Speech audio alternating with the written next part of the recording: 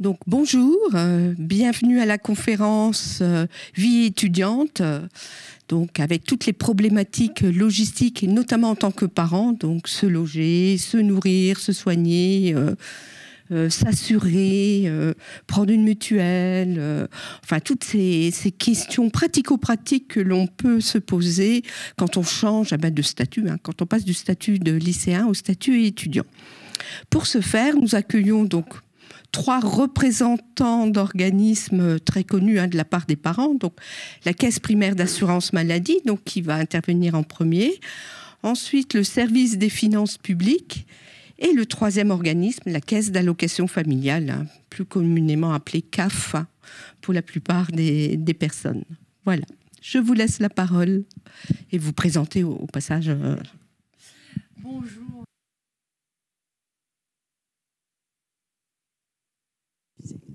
Donc bonjour à toutes et tous, oui, un petit peu de messieurs comme dans la salle. Donc Gaëlle Bourbigo, donc effectivement je travaille à l'assurance maladie et puis donc je vais essayer de vous rassurer peut-être sur ce qu'il faut faire. Alors c'est pas forcément le statut étudiant qui va imposer certaines démarches, mais c'est simplement le fait d'avoir 18 ans. Voilà, c'est pour tous les jeunes. Quand ils ont 18 ans, il y a des choses qu'il faut faire, des bons réflexes en fait qu'il faut adopter. Alors alors il y a une vidéo qui va passer. Alors elle était prévue pour être en grand format. A priori, elle va être en tout petit format. Donc j'espère que vous pourrez quand même la voir.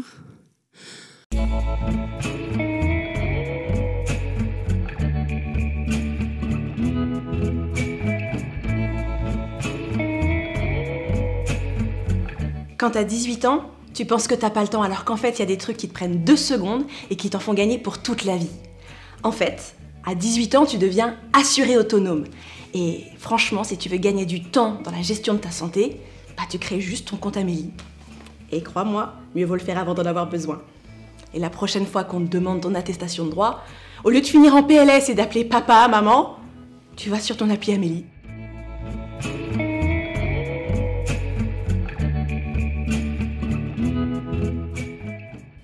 Prends pas cet air triste. On dit que l'espoir fait vivre, mais en vrai, c'est pas l'espoir qui remboursera tes frais de santé. Les remboursements de l'assurance maladie se font uniquement par virement bancaire. Alors pour être sûr d'être bien remboursé, tu prends sur toi, tu enregistres ton RIB perso sur ton compte Amélie et t'auras plus à y penser. T'inquiète, ça va bien se passer.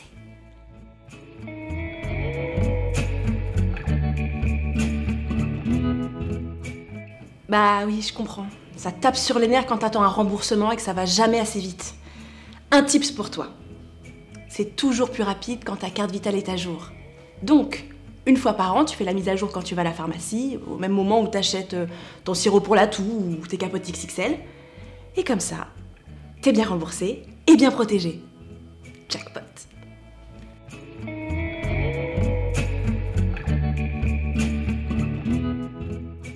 C'est quand même dommage de perdre de l'argent et de pleurer comme ça, juste parce que le nom de ton médecin traitant n'est pas renseigné sur ton compte Amélie. Surtout quand c'est aussi facile. La prochaine fois, tu demandes à ton médecin de se déclarer comme ton médecin traitant, parce que sinon tu ne seras remboursé de tes soins qu'à 30% au lieu de 70%. C'est peut-être pas le début de la richesse, mais quand même. À toi les smoothies bio à gogo. Et oui, c'est une vidéo pour l'assurance maladie. Alors mange 5 fruits et légumes par jour. Et les frites, ça compte pas. Voilà, c'est tout pour moi. Drop the mic.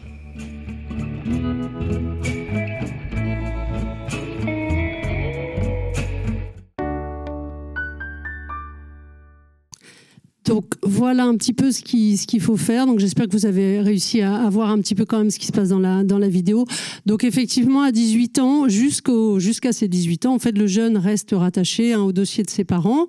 Et quand il a 18 ans, nous automatiquement on le sort du dossier du parent et on l'informe donc que voilà que ça a été fait et que maintenant il est inscrit personnellement auprès de nos services. Alors donc, je vous rappelle donc rapidement ce qui a été dit dans la vidéo, donc et qui sont vraiment les j'ai envie de dire les prérequis pour que après le dossier tout roule, et puis le jour où le pépin surtout va survenir, on n'aura pas à s'occuper de ces démarches et puis que tout sera déjà en règle. Donc c'est souvent juste des petites vérifications à faire. Donc déjà ouvrir son compte Amélie. Donc il y a aussi l'appli Amélie qui est peut-être plus facilement utilisée par les plus jeunes.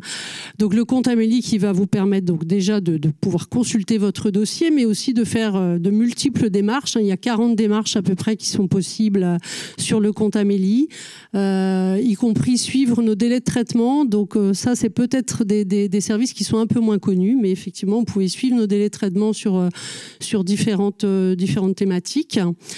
Il est effectivement aussi très important de renseigner ses coordonnées bancaires parce que par défaut, nous, on reprend les coordonnées bancaires du parent. Mais forcément, si c'est le jeune qui fait l'avance des frais quand il va chez le médecin, c'est bien que ce soit lui qui soit remboursé. Donc, il faut aussi mettre ses coordonnées bancaires à jour, puisque tous nos paiements sont faits par virement bancaire. Vérifier le médecin traitant, que le médecin traitant est bien enregistré. Alors, parfois, on l'oublie un peu, ça. À partir de 16 ans, en fait, il faut avoir déclaré son médecin traitant à l'assurance maladie. Donc, effectivement, c'est pas l'assuré qui le fait, c'est le médecin traitant plus qui se déclare comme étant justement le médecin traitant. Le fait de ne pas avoir de médecin traitant, ça aussi, ça peut être un peu méconnu, y compris des parents. Le fait de ne pas avoir de médecin traitant enregistré dans son dossier, il y a des pénalités financières. C'est-à-dire que les remboursements sont moindres.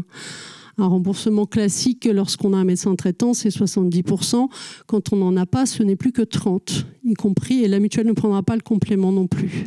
Donc c'est important, parce que souvent, on se rend compte que on a bien un médecin traitant, mais il n'est juste pas enregistré à l'assurance maladie. Donc vous voyez, c'est des petites vérifications qui ont leur importance.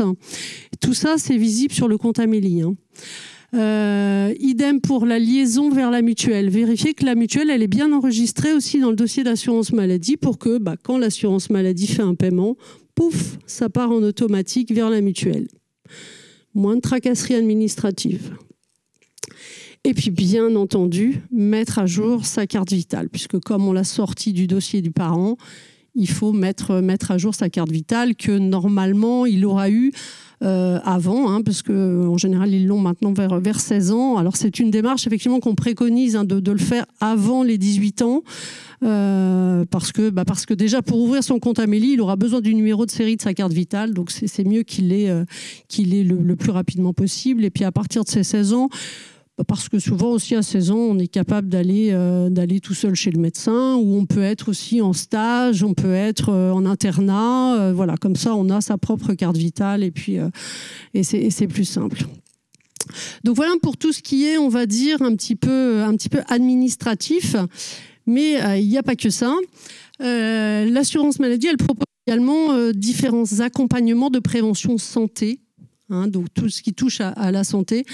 Donc il y a le dispositif Mon soutien psy, voilà, qui permet en fait de la prise en charge de séances de suivi psychologique. Alors ça, c'est même dès 3 ans. Alors ça, c'est sur Brest, je crois qu'on est passé à 19 psychologues conventionnés, donc ils sont rentrés dans le dispositif. Donc vous pouvez retrouver cette liste de psychologues conventionnés sur notre site Amélie, qui est aussi une mine d'informations. Si vous avez des questions, c'est aussi une grosse mine d'informations. On a également la prise en charge de moyens de contraception. Alors ça aussi, ça peut être méconnu, mais pour les moins de 26 ans, il y a la prise en charge de moyens contraceptifs, que ça soit féminin ou masculin, donc avec pas d'avance de frais à faire en fait. Donc le pharmacien va délivrer et puis nous facturera directement. Il n'y a pas d'avance de frais à faire par le jeune, et ce jusqu'à 26 ans.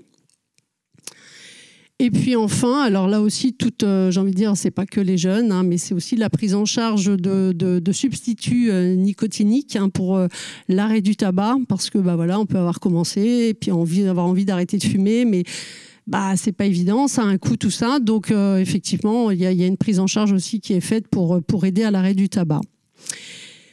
Et puis pour finir, voilà, parce qu'on a trouvé que c'était intéressant aussi depuis 2022, ouais c'est ça, depuis 2022, on a une page Instagram qui est une page nationale, hein, qui s'appelle donc Mes Tips Santé et qui est pleine en fait d'infos hebdomadaires qui tournent autour de la santé, que ça soit les démarches administratives ou des recettes, hein, des petites recettes simples à faire, parce que quand on devient étudiant du jour au lendemain, devoir se faire à manger, on peut être en manque d'inspiration ou voilà, donc des petites fiches culinaires aussi, enfin bref, plein d'astuces pour bien bouger aussi, bien dormir, et puis voilà, qui rappellent un petit peu les dispositifs d'aide qu'on peut proposer.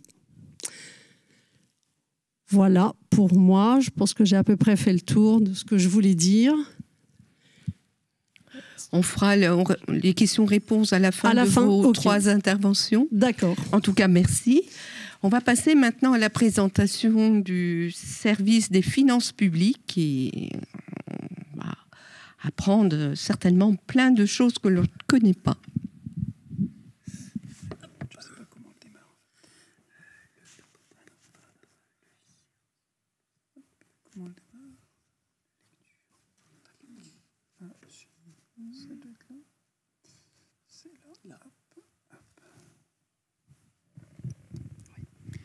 Bien, bonjour à tous. Alors, donc moi je suis Jérôme Boeuf, je suis adjoint au responsable du service des impôts des particuliers de Brest.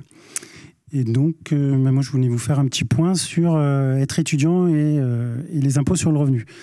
Donc c'est peut-être plus à destination des parents, parce qu'à 18 ans on n'a pas forcément les préoccupations d'impôts. Ce qu'il faut noter, c'est que l'impôt est dû donc, chaque année sur l'ensemble des revenus, hein, donc perçu entre le 1er janvier et le 31 décembre de l'année d'imposition. Et la principale question pour les parents, ça va être de savoir est-ce que je rattache mon enfant ou pas. Hein, donc pour la CPAM, vous devenez assuré autonome à 18 ans. Et pour les impôts, en fait, à partir de 18 ans, on devient un foyer fiscal. Donc, l'étudiant mineur au 31 décembre de l'année d'imposition, lui, il va être compté à charge de ses parents, à charge de droit. Il va être à charge, il va être pré-rempli sur la déclaration de revenus. Il n'aura pas de déclaration personnelle à faire et ses revenus perçus devront être ajoutés à ceux des parents. Lorsque l'étudiant va devenir majeur en cours d'année, il va être considéré comme à la charge de ses parents du 1er janvier à la date de sa majorité. Les revenus perçus du 1er janvier à cette date-là vont être à déclarer avec ceux des parents. Et normalement, il devrait faire une déclaration personnelle pour les revenus perçus de sa majorité au 31 décembre. Et la petite précision importante, c'est que s'il fait cette déclaration, il faut bien mentionner l'adresse de l'étudiant, le domicile étudiant. Beaucoup d'étudiants ont tendance à porter sur les déclarations l'adresse de leurs parents, ce qui fait que quand leur propriétaire va déclarer, lui, qu'ils sont occupants de leur logement étudiant, il n'y aura pas de déclaration de revenus associée. Donc c'est dans ces cas-là qu'on se retrouve avec une taxe d'habitation secondaire pour les étudiants. Donc c'est là qu'après on entre dans d'autres processus qui sont un peu plus compliqués. Donc il faut vraiment mentionner sa véritable adresse. Donc ça, lorsque l'étudiant devient majeur en cours d'année, il y a quand même une dérogation. Le législateur a précisé que dans un souci de simplification, l'étudiant peut demander son rattachement sur l'année entière. Donc dans ce cas-là, ce n'est pas obligé de déposer une déclaration en tant qu'étudiant seul. Donc dans ce cas-là, on rajoute tous les revenus à la déclaration des parents. D'accord ? En cas de séparation des parents, il faut savoir que le rattachement d'un enfant majeur ne peut être compté que sur une des déclarations des deux parents. Puisque quand ils sont mineurs, donc on peut avoir une garde alternée, mais lorsque l'enfant devient majeur, il ne peut être attaché qu'à une seule des déclarations de revenus. Donc l'étudiant de plus de 18 ans et de moins de 25 ans au 1er janvier de l'année d'imposition donc n'est plus considéré comme à charge de ses parents. Les revenus qu'il a perçus doivent être déclarés séparément. Toujours pareil, la déclaration doit être faite à son domicile d'étudiant. Les parents peuvent déduire une pension alimentaire donc dans la limite, donc là je vous ai mis les chiffres de 2023, donc de 6 174 €, à condition qu'elle soit justifiée. Hein, donc les parents doivent bien garder les justificatifs et être en mesure de les fournir. Ils peut être déduit une pension de 3 968 €. Hein. Là, c'est une somme forfaitaire si l'étudiant réside sous le toit des parents. Donc là, ce n'est pas à justifier. Par contre, ces sommes-là de pension alimentaire sont imposables au nom de l'étudiant. Donc ça, c'est si l'étudiant décide de faire sa propre déclaration. Mais, toujours pareil, il y a une possibilité de demander le rattachement au foyer fiscal des parents. Dans ce cas, les revenus sont à ajouter à ceux des parents, comme tout à l'heure, et ça leur fait une augmentation de leur quotient familial. Et par contre, les parents, dans ce cas-là, si l'enfant est compté à charge, ne peuvent pas déduire de pension alimentaire, hein, ni forfaitaire, ni réelle. Pour les étudiants de plus de 25 ans au 1er janvier de l'année d'imposition, ils doivent là souscrire leur propre déclaration. Hein, elle doit être souscrite à leur domicile étudiant. Et là, il n'y a plus de rattachement possible. Passé les 25 ans, il n'y a plus de rattachement possible au foyer fiscal des parents. Alors, quel revenu faut-il déclarer? Donc une fois que, soit quand la déclaration est faite par l'étudiant lui-même, ou soit quand il est rattaché au foyer fiscal de ses parents. En fait, tous les revenus d'activité professionnelle, y compris temporaires, les pensions alimentaires versées par les parents et d'autres revenus éventuellement, perçus au cours de l'année d'imposition, donc sont à déclarer. Simplement, les salaires perçus pour des rémunérations d'une activité exercée pendant les études, ou les congés scolaires ou universitaires, sont exonérés dans la limite de 5 204 €. Donc là, toujours pareil, c'est pour les barèmes de 2023. Donc l'exonération, si la déclaration est pré-remplie et déposée par papier, donc là, il faut modifier le montant des revenus déclarés sur la déclaration de revenus. Par contre, si la déclaration est faite en ligne, donc il ne faut pas modifier le montant, il faut simplement cocher une petite case à côté des revenus. On vous demande à ce moment-là si l'enfant est étudiant. Et le fait de cocher cette case va appliquer l'abattement automatiquement. Les salaires des apprentis aussi sont exonérés. Alors ça, on le reverra plus tard, oui. Donc cette exonération, n'est pas valable pour les doctorants et les étudiants hospitaliers. Ils ne peuvent pas bénéficier de cette exonération de 5 204 €. Donc voilà, les rémunérations versées à des étudiants munis d'un contrat d'apprentissage sont exonérées à hauteur de 20 815 €. Donc seule la partie au-dessus est à déclarer. Donc là, pareil, dans le cadre d'une déclaration papier, il faut juste mentionner ce qui dépasse cette somme-là. Et sur la déclaration en ligne, juste cocher la case apprenti. Les indemnités perçues dans le cadre d'un stage sont exonérées aussi dans la même limite pour 2023. Et enfin, les pensions alimentaires. Donc, je vous ai dit tout à l'heure qu'elles étaient déductibles du revenu des parents. Donc, elles sont déductibles des revenus des parents imposables pour le même montant chez l'enfant étudiant. Donc, comme le parent ne peut pas déduire plus de 6 674 €, l'étudiant n'a pas à déclarer plus que cette somme-là.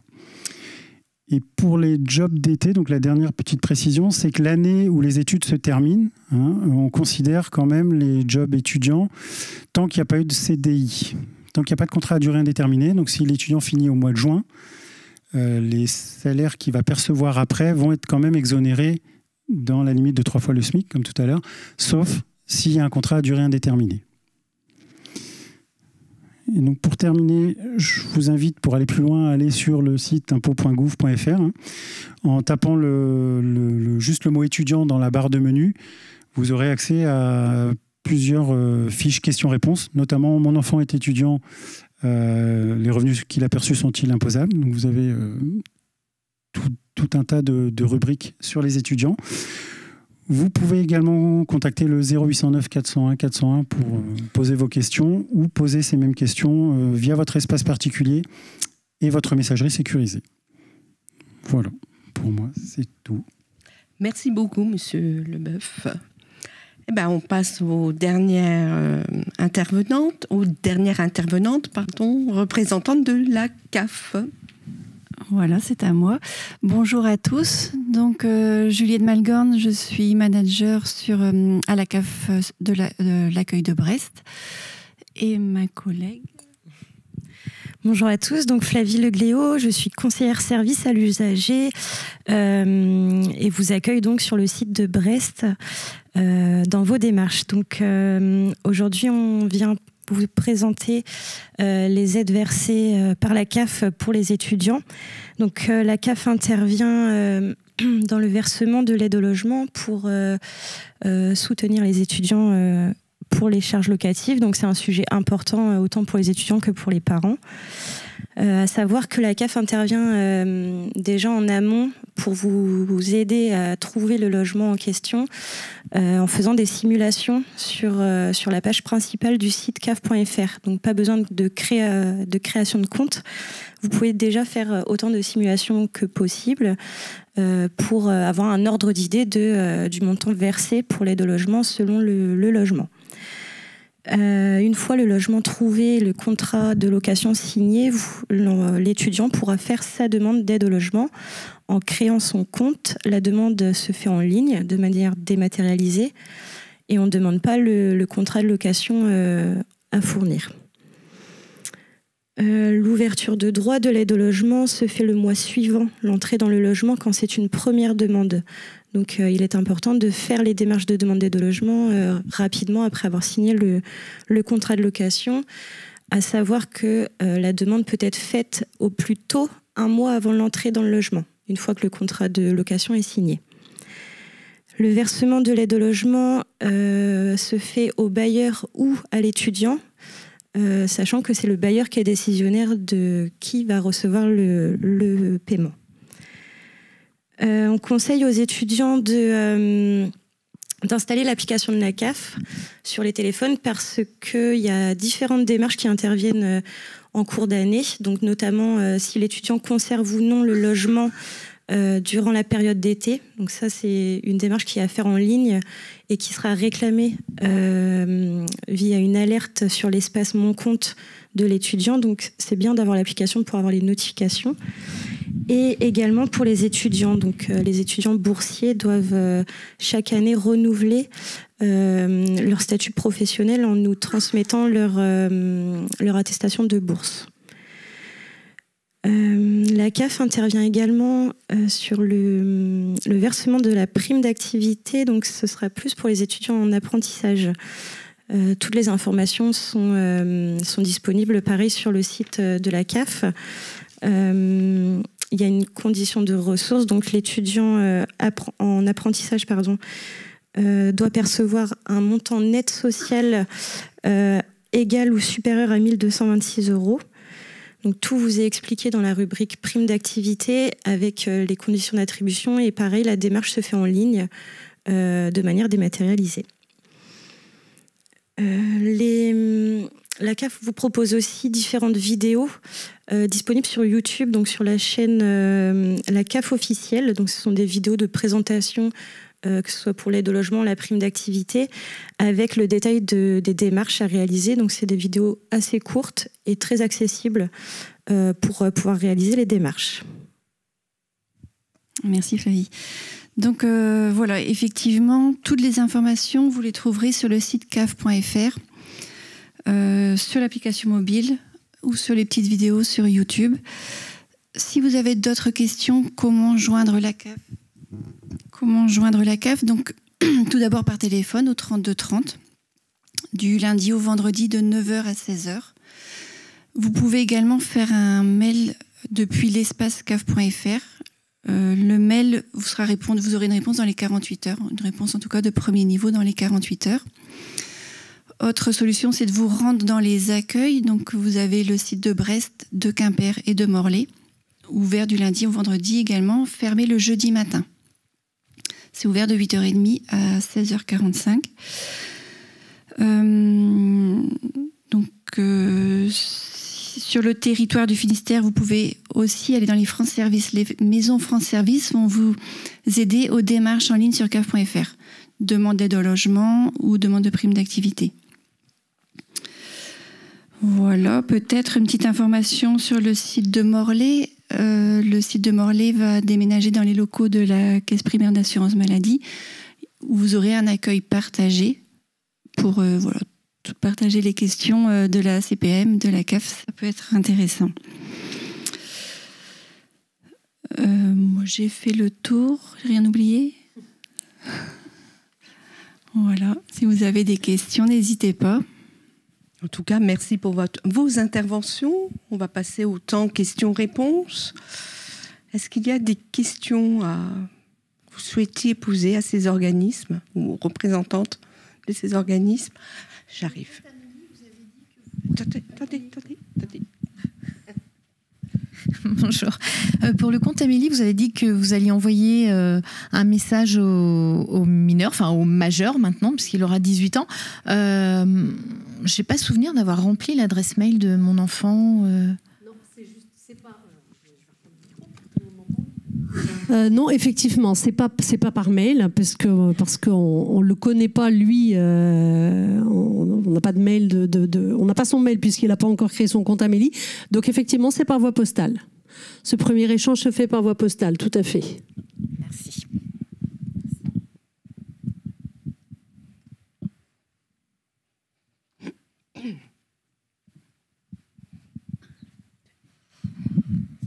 Alors, ma question concerne le contrat d'apprentissage. Un enfant qui gagne, je sais pas moi, 800 € donc par mois, on a le droit de cumuler en plus comment ça s'appelle, la pension alimentaire pour ne pas dépasser les 20 000 €, ou c'est deux choses qui se dissocient? Non, vous pouvez le cumuler, oui. D'accord. Parce que le contrat d'apprentissage sera... on prendra comme montant de revenus que ce qui est supérieur à 20 000 €. Ouais. D'accord. On considère quand même qu'il y a un état de besoin dans l'apprentissage, en fait. D'accord. Parfait. Très bien, merci.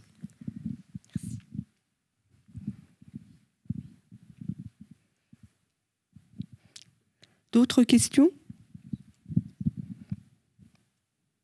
Alors moi, j'en aurais peut-être une quand même de souvenir.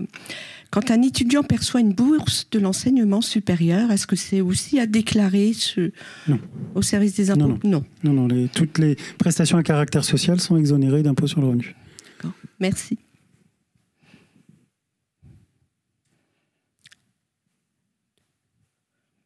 Encore une? Alors, toujours sur les impôts, moi, je ne me souviens pas avoir coché la case exonération des 5204. J'ai mis ça à 0 et j'ai indiqué un commentaire, donc je ne sais pas si ça a une incidence. Ah non, après, ça n'a pas d'incidence. C'est juste que vous avez dû effacer le montant qui était pré-rempli, c'est tout. Ouais, voilà, donc, peut-être qu'un jour, le service vous demandera pourquoi vous avez effacé ce montant, en fait. D'accord. Mais normalement, vous avez juste, donc sur la case, vous avez un petit crayon à côté. Et donc, si vous cliquez dessus, quand vous avez cliqué pour modifier, normalement, vous êtes arrivé sur un écran où vous avez plusieurs cases à cocher. D'accord. Et donc, il suffit de cocher étudiant. Et c'est pas normalement, et ça enlève l'abattement sur ces revenus. Après, sur le montant de l'impôt, ça change rien ni sur le revenu imposable, ni sur le revenu fiscal de référence. C'est juste, vous avez... J'ai fait moi-même la démarche. Vous-même fait la démarche, voilà. Ouais, d'accord, merci.